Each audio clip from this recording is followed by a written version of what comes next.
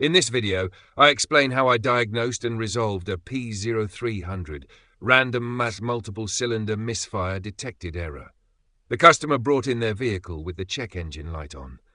Using a scan tool, I confirmed the error code P0300, which indicates random or multiple cylinder misfires.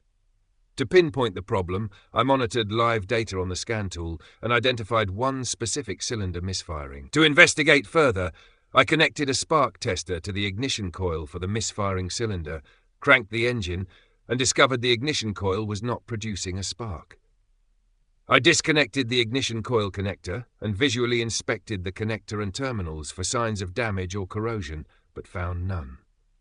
Next, I used a multimeter to test for power and ground at the ignition coil.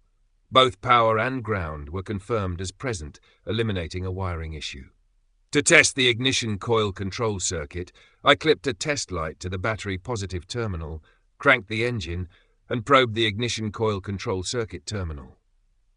The test light flashed, confirming the control circuit was functioning properly.